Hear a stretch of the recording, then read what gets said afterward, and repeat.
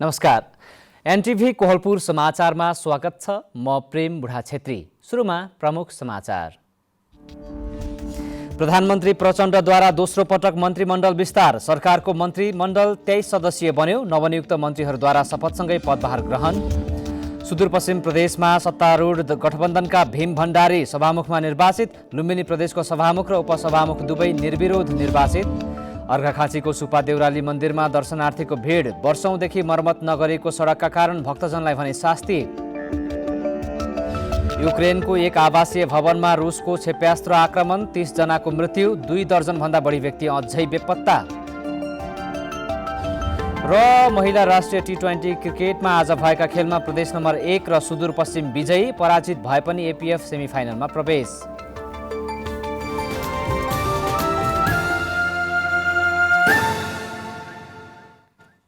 समाचार अब विस्तारमा। प्रधानमन्त्री पुष्पकमल दाहाल प्रचण्डले मन्त्रीमण्डल विस्तार गर्नुभएसँगै नयाँ मन्त्रीमण्डल 23 सदस्यीय पुगेको छ। पुष 10 गते 8 सदस्यीय मन्त्रीमण्डल गठन गर्नुभएका प्रधानमन्त्री प्रचण्डले आज दोस्रो पटक मन्त्रीमण्डल विस्तार गर्दै 23 सदस्यीय बनाउनु भएको हो।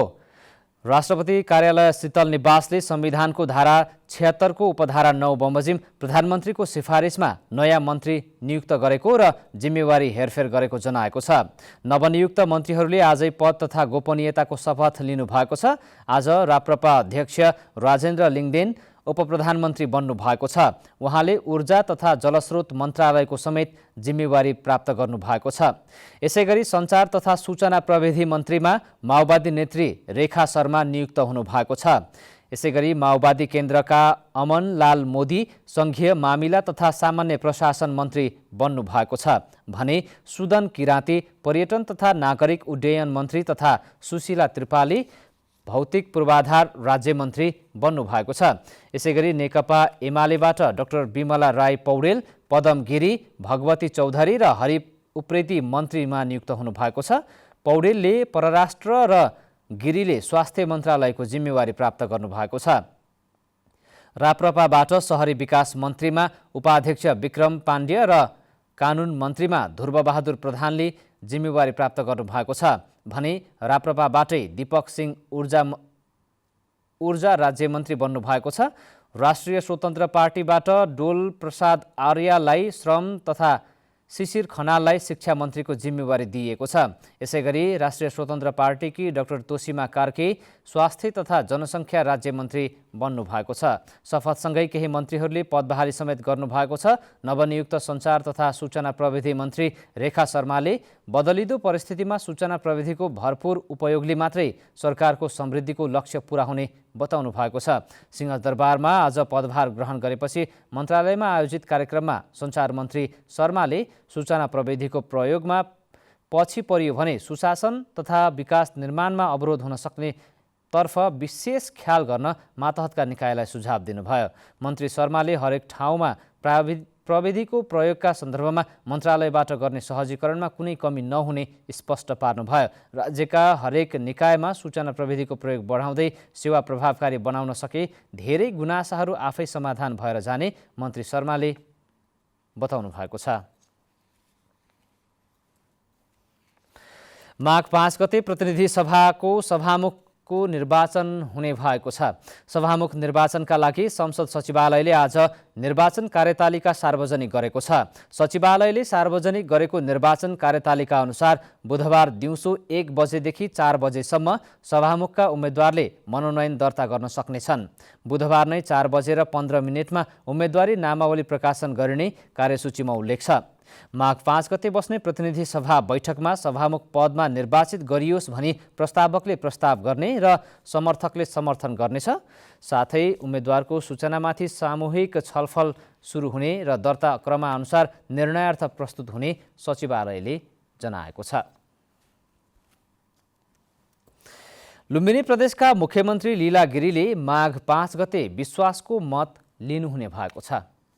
पुष 27 गते प्रदेश सभाका 10 मध्ये 7 दलका 56 जना र 2 स्वतन्त्र गरी 58 सांसदको समर्थनमा गिरी मुख्यमन्त्रीमा नियुक्त हुनुभएको थियो। मुख्यमन्त्री गिरीले प्रदेशसभाबाट विश्वासको मत लिनेबारे आज प्रदेशसभा सचिवालयलाई जानकारी पत्र बुझाएको प्रदेशसभा सचिवालयका सचिव दुर्लभ कुमार पुनले बताउनु भएको छ। संविधानको धारा 168 को उपधारा 4 अनुसार मुख्यमन्त्री नियुक्त भएको 30 दिनभित्र विश्वासको मत लिनुपर्ने संवैधानिक व्यवस्था छ।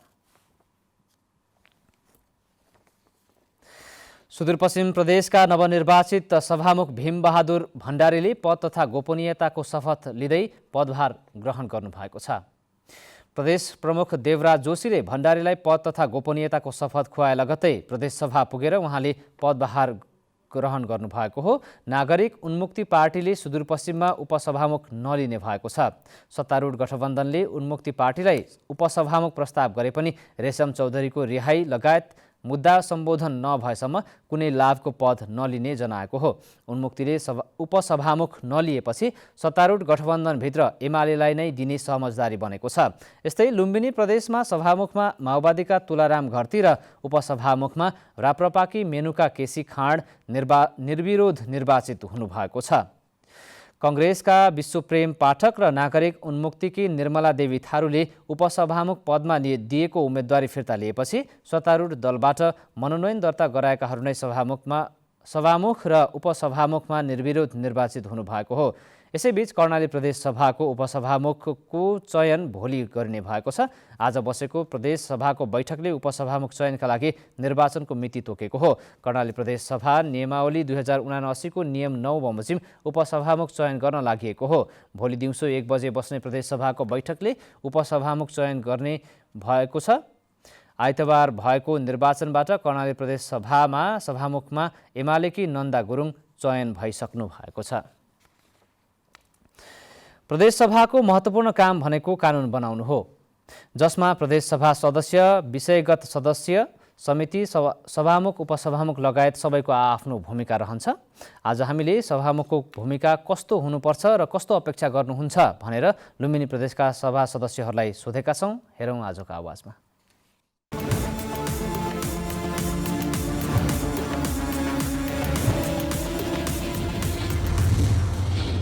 हाम्रो यो सङ्घीय लोकतान्त्रिक गणतन्त्रको पद्धतिमा आज जुन एउटा सर्वसम्मतिबाट भनौँ निर्वाचित हुनुभएको छ सभामुख उपसभामुख, अब उहाँहरूको जस्तै हामीले यो हाउसमा निष्पक्षता भूमिका गरिदिनुपर्छ भनेर हाम्रो सोच हो। प्रदेश सभामा सभामुखको भूमिका भनेको अभिभावकको भूमिका हुन्छ। त्यो कुनै दलको कुनै राजनीतिबाट प्रेरित राजनीतिबाट कुनै लगाव राख्ने व्यक्तित्व हुँदैनन् निश्चित रूपमा। त्यसले गर्दा हामी के बुझ्न सक्छौँ, अहिलेको जुन निर्विरोध निर्वाचित भएको उहाँहरूलाई बधाई छ र अर्को कुरा उहाँको अभिभावकको भूमिका हुनुपर्थ्यो र हरेक दल सत्ता पक्ष प्रतिपक्ष भन्नुभन्दा पनि निष्पक्ष तरिकाले 5 वर्षसम्म निरन्तर यस प्रदेश सभालाई सञ्चालन गर्ने र जुन कानुनहरूका लागि आम एउटा कुनै स्वतन्त्र जितेका प्रदेश सभा सदस्यले कुनै कुरा राख्छन् भने त्यसलाई पनि उहाँहरूले लिपिबद्ध गरेर त्यसमा समावेश गर्ने काम गर्ने। त्यसमा एकजना छन्, त्यसले गर्दा उनको आवाज सुन्नु हुँदैन भन्ने त्यो हिसाबले हुनु हुँदैन। सभामुख उपसभामुख पद भनेको साझा पद हो। उहाँहरू हिजै उम्मेदवारी दिने बेलामा आफ्नो पार्टीबाट राजीनामा दिएर मात्रै उम्मेदवारी दर्ता गर्नुभएको हो। उहाँहरू कुनै दलको पनि होइन, कुनै पार्टीको पनि होइन, उहाँहरू स्वतन्त्र हुनुहुन्छ। अहिले अब सभामुख र उपसभामुखको भूमिका भनेको नितान्त उहाँहरू चाहिँ नि एकदम कुनै भेदभाव नगरेर जनताको सेवाको लागि लाग्नुपर्छ र सबै 87 जना नै मान्यहरूको सुझावहरू आउँछन्, त्यसलाई चाहिँ उहाँले चाहिँ नि एकदम मनन गरेर कुनै काखा कुनै पाखा नगरेर एउटा रफ्तारले अगाडि लानुपर्छ। सभामुख र उपसभामुख दुईटै निर्विरोध हुनुभएको छ। उहाँहरूको तटस्थ भूमिका, उहाँहरूको जुन सभामुखलाई दिएको अधिकार जे छ त्यसलाई प्रयोग गरेर उहाँले राम्रो गर्नुहुन्छ भन्ने हामीले अपेक्षा राखेका छौँ। भोलिका दिनमा यो सभालाई राम्रोसँग सञ्चालन गर्नका लागि उहाँहरूले एउटा निष्पक्ष भूमिका निर्वाह गर्नुहुनेछ र सबै त्यहाँभित्र विभिन्न खालका समस्याहरू आउन सक्छन्, दलगत समस्याहरू हुन सक्छन्, कतिपय नियम ऐनहरूमा समस्याहरू हुन सक्छन्। त्यसलाई सहजीकरण गरेर सबै दलहरूलाई, सबै त्यहाँका सदस्यहरूलाई समान व्यवहार गरेर अगाडि जानुहुनेछ र कतिपय विधेयकहरू त्यहाँ पेन्डिङ अवस्थामा भएको हामीले सुनेका छौँ र कैयौँ विधेयकहरू अत्यन्त आवश्यक छ यो प्रदेशका लागि। ती विधेयकहरूलाई अब छिटोभन्दा छिटो त्यसलाई सबैको सहमति हुने गरी राम्रो वातावरणमा उहाँहरूले सञ्चालन गरेर अगाडि लिएर जानुहुन्छ भन्ने हामीलाई एउटा विश्वास छ।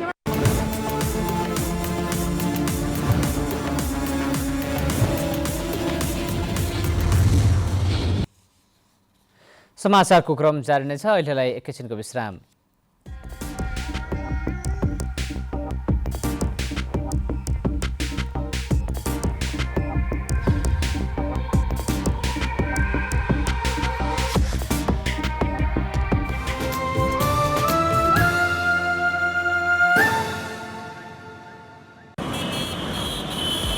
सवारी चलाउँदा अथवा यात्रा गर्दा ध्यान दिनुपर्ने कुराहरू। मादक पदार्थ सेवन गरी सवारी नचलाऊ। चालकले मादक पदार्थ सेवन गरेको थाहा पाए यात्रुले प्रहरीलाई खबर गरौँ।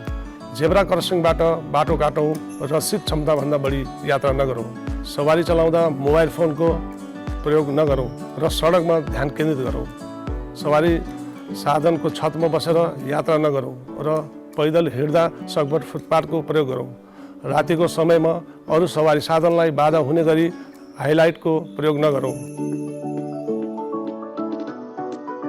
ट्राफिक नियम मिचेकोमा गर्व होइन, लाज मान्ने गरौँ। तीव्र गति जीवन क्षति। बिस्तारै गए अवश्य पुगिन्छ, छिटो गए भन्न सकिन्न। याद गर्नुहोस्, तपाईका परिवारले तपाईलाई पर्खिरहेका छन्।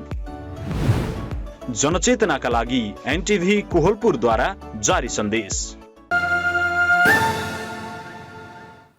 विश्रामपछि समाचारमा पुनः स्वागत छ। अब बाँकी समाचार। पोखरामा आइतबार भएको यति एयरलाइन्सको विमान दुर्घटनामा परेका थप 1 जनाको शव भेटिएको छ। यो सँगै दुर्घटनामा परेका 71 जनाको शव भेटिएको यति एयरलाइन्सले जनाएको छ। अझै 1 जनाको अवस्था अज्ञात रहेको र खोजी भइरहेको एयरलाइन्सले जानकारी दिएको छ। यसैबीच विमान दुर्घटनामा निधन भएका मध्ये काठमाडौँ ल्याइएका 48 जनाको शव शिक्षण अस्पताल महाराजगञ्जमा पोस्टमार्टम भइरहेको छ। पोस्टमार्टमपछि आफन्तलाई शव बुझाउने यति एयरलाइन्सले जनाएको छ। यस्तै 22 जनाको शव पोखरामा पोस्टमार्टम गरेर आफन्तलाई बुझाइएको कास्कीका सहायक प्रमुख जिल्ला अधिकारी अनिल शाहीले जानकारी दिनुभयो। गएको आइतबार 68 जना यात्रुसहित 4 जना चालक दलका सदस्य गरी 72 जना सवार यति एयरलाइन्सको विमान सेती नदीको खोजमा दुर्घटना भएको थियो। सुदूरपश्चिम प्रदेशमा कृषि क्षेत्रमा सरकारी लगानी बढेसँगै कृषि उपजको उत्पादन पनि बढेको सरकारी तथ्याङ्कले देखाएको छ। प्रदेशको आर्थिक, सामाजिक तथा कृषि क्षेत्रको विकासमा सहकारी क्षेत्रलाई परिचालन गरी भूमिको उच्चतम उपयोग गर्ने नीति अनुसार कार्यक्रम सञ्चालन गर्दा उत्पादन र उत्पादकत्वमा वृद्धि भएको हो। प्रदेशमा कृषि एवं पशुपन्छीजन्य उत्पादनमा वृद्धि गरेर व्यापारमा यान्त्रिकरण, व्यवसायीकरण, बजारीकरण र आधुनिकीकरणका माध्यमबाट रोजगारीका अवसर सिर्जना गर्ने हिसाबले काम हुँदा उत्पादनमा वृद्धि भएको हो। मुख्य खाद्यान्न बालीको क्षेत्रफल विस्तारका साथै उत्पादकत्व वृद्धिमा जोड दिएको प्रदेशको भूमि व्यवस्था, कृषि तथा सहकारी मन्त्रालयले जनाएको छ। मन्त्रालयका सचिव डाक्टर मदन सिंह धामीले पछिल्ला वर्षहरूमा कृषि क्षेत्रको विस्तार र उत्पादनमा वृद्धि भएको बताउनुभयो। अहिले हाम्रो चाहिँ उत्पादकत्वहरू खास गरी वृद्धि गर्नका लागि अहिले हामीले सिँचाइका पूर्वाधारहरू पनि विस्तार भएका छन् र बिउको पनि यो स्रोत केन्द्रहरू डेभलप भएर बिउहरूमा पनि हामीले अहिले चाहिँ बिउको चाहिँ उपचार विधि र माटो परीक्षण र अन्य कुराहरूमा पनि अगाडि बढाएका छौँ र प्रविधिहरूमा पनि यान्त्रिकरणहरूको प्रयोग भएको अवस्था छ। यसैले उत्पादकत्व पनि वृद्धि भएको छ, उत्पादन पनि वृद्धि भएको छ। सुदूरपश्चिम प्रदेशमा सरकारले कृषि क्षेत्रको विस्तार र उत्पादकत्वमा वृद्धिका लागि विभिन्न कार्यक्रम ल्याएको छ। उन्नत जातको बिउको प्रचार प्रसार, मल तथा खेती प्रणालीमा भएको सुधारले खाद्यान्नसँगै तरकारी बालीको क्षेत्र विस्तार र उत्पादनमा वृद्धि भएको छ। प्रदेश सरकारले कृषिको आधुनिकीकरण तथा व्यवसायीकरण गर्न मुख्यमन्त्री एकीकृत कृषि तथा पशुपन्छी विकास कार्यक्रम, विभिन्न ब्लक पकेटका साथै अन्य आयार्जनका कार्यक्रमहरू सञ्चालन गरेको सुदूरपश्चिम प्रदेश कृषि निर्देशनालयका निर्देशक यज्ञराज जोशीले बताउनुभयो। यान्त्रिकरण भन्नाले कृषिका हाते ट्र्याक्टरहरू, औजार उपकरणहरू वितरण गरेको छ। त्योभन्दा पनि ठुलो पक्ष बोरिङहरू प्रशस्त मात्रामा वितरण भएका छन्। कुला नालाहरू बन्न पुगेका छन् पहाडी जिल्लाहरूमा र विभिन्न प्रकारका आधुनिक बिउहरू, वर्णशङ्कर जातका बिउहरूलाई पनि बढावा दिइएको छ। मुख्यमन्त्री नमुना गाउँ भनेर एउटा गाउँलाई नै नमुना गाउँका रूपमा रूपान्तरण गर्ने क्रममा अगाडि बढाइएको छ। चक्लाबन्दी कृषि कार्यक्रमहरू ल्याइएको छ।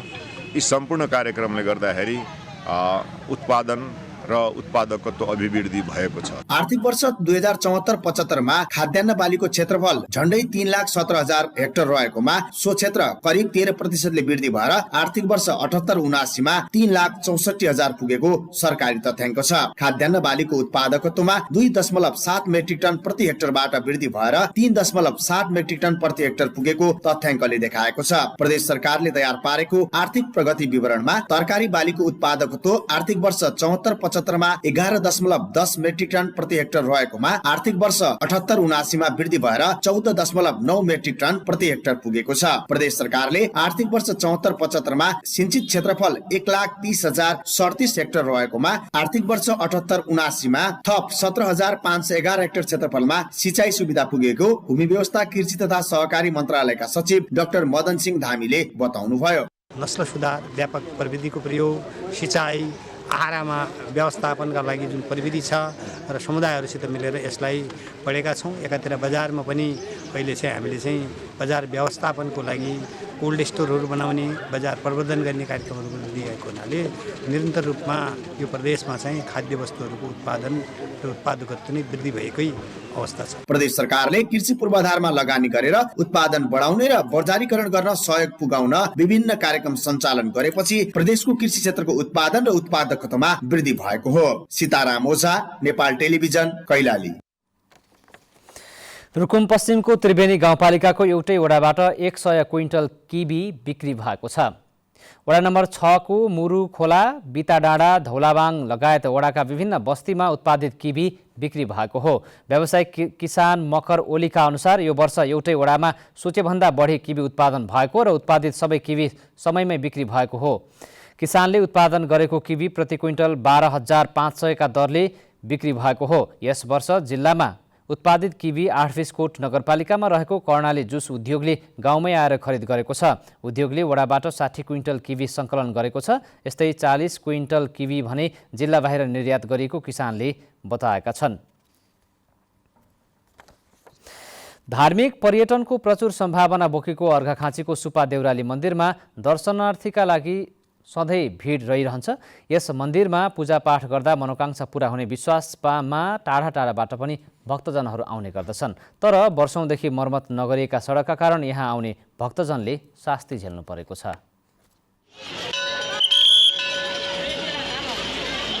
सुपा देउरालीको चर्चा सुनेर पूजाआजाका लागि स्याङ्जा भिरकोटबाट आएका ओम श्रेष्ठले मन्दिरसम्म पुग्न निकै समस्या झेल्नु पर्यो। यो मन्दिरको थप प्रचारका लागि सडक मर्मतमा ध्यान दिनुपर्ने श्रेष्ठको सुझाव छ। सुपा देउराली एकदम रमाइलो ठाउँ, धार्मिक मनले आँटेको पुग्ने, भकल गरेपछि मनले आँटेको पुग्ने ठाउँ। अनि यहाँ पनि पर्यटक स्थल एकदम रमाइलो, तर यो बाटो चाहिँ अलि राम्रो भएन, अलि साँघुरो पनि। अनि यो टिप्परहरू, ठुलो गाडीहरू, अलि हेभी गाडीहरू चल्न कारणले। श्रेष्ठ मात्र होइन, यहाँका स्थानीय बासिन्दाले पनि सुपा देउराली आसपासको क्षेत्र धार्मिक पर्यटनका दृष्टिले महत्त्वपूर्ण रहेकाले सडक पूर्वाधारमा ध्यान दिनुपर्ने माग अघि सार्दै आएका छन्। नरपानीमा यो सुपा देउरालीको कारणले गर्दाखेरि अत्यन्तै आन्तरिक पर्यटकीय स्थल बनेको छ। यो बाटाको तपाईँको राम्रो विकास हुन नसक्नुको कारणले गर्दाखेरि यहाँ तपाईँको असहज परिस्थिति भएको छ र सरकारको ध्यान तपाईँको यो पर्यटकीय स्थल नरपानी बनाउनमा खासै ध्यान गएको देखिँदैन। धार्मिक पर्यटकको प्रचुर सम्भावना बोकेको अर्घाखाँचीको सुपा देउराली मन्दिर मात्र होइन, यस आसपासका खाँचीकोट दरबार, नरपानी, नर्तनाञ्जल पहाडका विभिन्न दृश्य समेत आन्तरिक र बाह्य पर्यटक लोभ्याउन लायक छन्। यहाँ घुम्न आउने पर्यटकको बसाइ लम्ब्याउन थप पर्यटकीय संरचना निर्माण गर्नु जरुरी छ। विकास बन्जाडे, नेपाल टेलिभिजन, लुम्बिनी प्रदेश, कपिलवस्तु। भूकम्प सुरक्षा दिवसका अवसरमा दार्चुलामा कृत्रिम घटना अभ्यास प्रदर्शन गरिएको छ। जिल्ला विपद व्यवस्थापन समिति दार्चुलाको आयोजना तथा सुरक्षा निकाय र नेपाल रेडक्रस सोसाइटीको संयोजनमा कृत्रिम घटना अभ्यास प्रदर्शन गरिएको हो। भूकम्प आउँदा समस्यामा पर्नेहरूको कसरी उद्धार गर्ने र कसरी सुरक्षित रहने भन्ने बारे विभिन्न विधिबाट अभ्यास गरिएको जिल्ला विपद व्यवस्थापन समिति दार्चुलाका अध्यक्ष एवं प्रमुख जिल्ला अधिकारी दीर्घराज उपाध्यायले बताउनुभयो। भूकम्प सुरक्षा दिवस हरेक वर्ष माघ 2 गते मनाइने भए पनि यस वर्ष विमान दुर्घटनाका कारण सरकारले 2 गतेलाई शोक बिदा दिएकाले आज दिवस मनाइएको हो। समाचारको क्रम जारी नै छ, एकैछिनको विश्राम।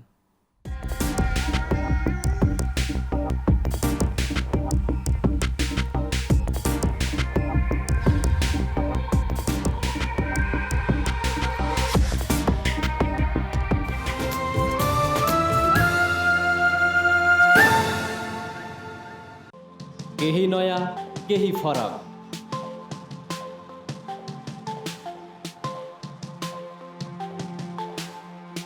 राष्ट्रिय सञ्चारको मेरुदण्ड नेपाल टेलिभिजनको प्रादेशिक च्यानल एनटिभी कोहलपुर, पश्चिम नेपालको लुम्बिनी, कर्णाली र सुदूर पश्चिमको एकमुष्ट आवाज, सत्य समाचार, तटस्थ विचार, कार्यक्रममा मौलिकता, समावेशिता र विकासमा विस्तार। डिजिटल दुनियाँमा तपाईको विचार र भावनालाई संसारसँग जोड्दै एनटिभी कोहलपुर, सूचना, शिक्षा र मनोरञ्जनको यो यात्रा हो समृद्धिको।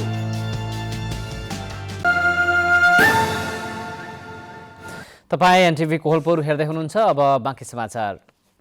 कपिलवस्तुमा बढ्दो चिसो र शीतलहरमा अति विपन्न परिवारलाई जिल्ला विपद व्यवस्थापन समितिद्वारा ब्ल्याङ्केट वितरण गर्न सुरु गरिएको छ। आर्थिक हिसाबले विपन्न परिवारका समुदायलाई तराईमा हुने शीतलहरबाट मानवीय क्षति कम गर्ने सहयोग गर्ने उद्देश्यले करिब 600 थान कम्बल वितरण गरिएको हो। कपिलवस्तुमा विगत 2 सातादेखि बढेको अत्याधिक चिसो र शीतलहर बढ्दै गएपछि जिल्ला विपद व्यवस्थापन समितिले जिल्लामा प्रहरी मार्फत वितरण सुरु गरेको प्रमुख जिल्ला अधिकारी धर्मेन्द्र कुमार मिश्रले बताउनुभयो। नेपाल सरकार गृह मन्त्रालयको निर्देशन अनुसार चिसो तथा शीतलहर प्रभावितलाई सहयोग गरिएको बताइएको छ। अब अन्तर्राष्ट्रिय समाचार।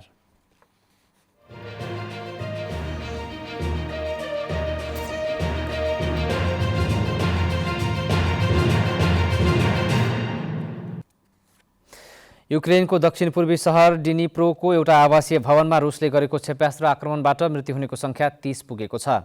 क्षेप्यास्त्र प्रहारबाट 9 तले भवन आंशिक रूपमा ध्वस्त भएपछि 2 दर्जनभन्दा बढी व्यक्ति अझै बेपत्ता रहेका छन्। अहिलेसम्म 30 जनाको मृत्यु भएको पुष्टि भएको छ।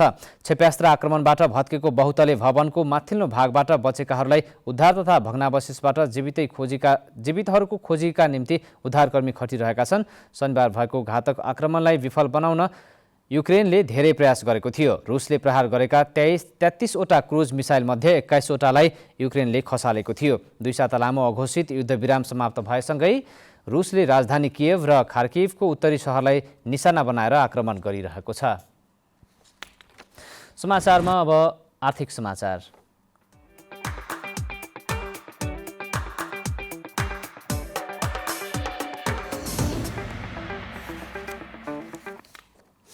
शेयर बजार आज उच्च अङ्कले बढेको छ। शेयर बजार परिसूचक नेप्से आज 32.72 अङ्कले बढेर 2182.11 बिन्दुमा पुगेको छ।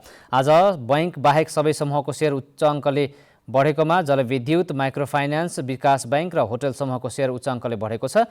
बजार बढेका दिन 250वटा कम्पनीका 1,18,83,000 किता शेयर 3,72,47,00,000 रुपियाँमा कारोबार भएका छन्। सबैभन्दा धेरै अपी पावर कम्पनीको 23,25,00,000 रुपियाँको शेयर किनबेच भयो।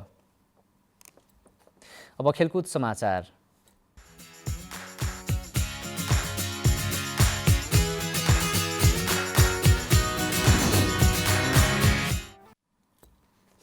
प्रदेश 1 र सुदूरपश्चिम प्रदेश र सशस्त्र प्रहरीको एपीएफ क्लब प्रधानमन्त्री कप महिला राष्ट्रिय टी20 क्रिकेट प्रतियोगिताको सेमिफाइनलमा प्रवेश गरेका छन्। आज इटहरीमा भएको खेलमा कर्णाली प्रदेशलाई 10 विकेटले हराउँदै प्रदेश नम्बर 1 अन्तिम 4मा पुगेको हो। कर्णालीको यो लगातार तेस्रो हार हो। मैदान ओसिलो भएका कारण खेल ढिला गरी सुरु हुँदा 11 ओभरमा झारिएको थियो। आज भएको दोस्रो खेलमा सुदूरपश्चिम प्रदेश पनि सशस्त्र प्रहरीको एपीएफ क्लबलाई 4 विकेटले हराउँदै सेमिफाइनलमा पुगेको छ। एपीएफले दिएको 92 रनको सामान्य लक्ष्य सुदूरपश्चिमले 4 बल बाँकी छँदै 6 विकेट गुमाएर भेटायो। समूह एमा 4 अङ्क रहेको एपीएफ पनि दोस्रो स्थानमा रहेर सेमिफाइनलमा प्रवेश गरेको छ। प्रतियोगितामा 7 प्रदेश र एपीएफ गरेर 8 टोलीको सहभागिता रहेको छ। अब मौसम।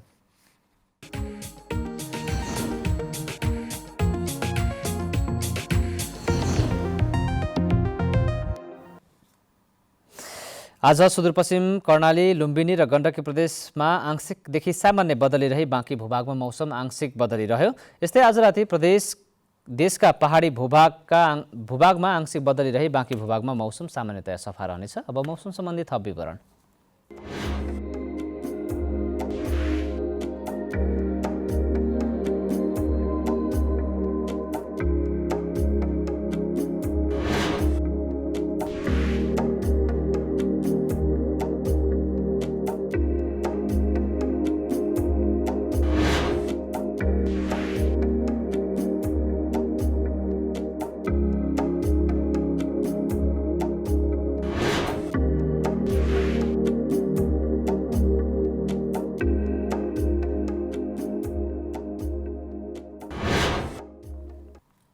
समाचारको अन्त्यमा प्रमुख समाचार पुनः एकपटक। प्रधानमन्त्री प्रचण्डद्वारा दोस्रो पटक मन्त्रीमण्डल विस्तार। सरकारको मन्त्रीमण्डल 23 सदस्यीय बन्यो। नवनियुक्त मन्त्रीहरूद्वारा शपथसँगै पदभार ग्रहण।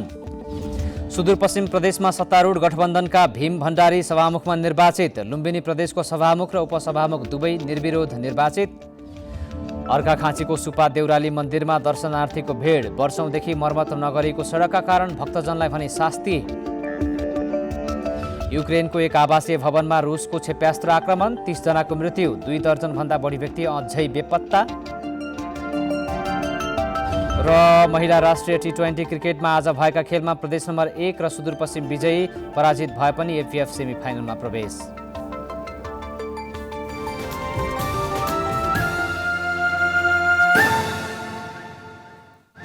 हवस् त अहिलेलाई समाचारको सिलसिला यति नै। बिदा दिनुहोस्। नमस्कार।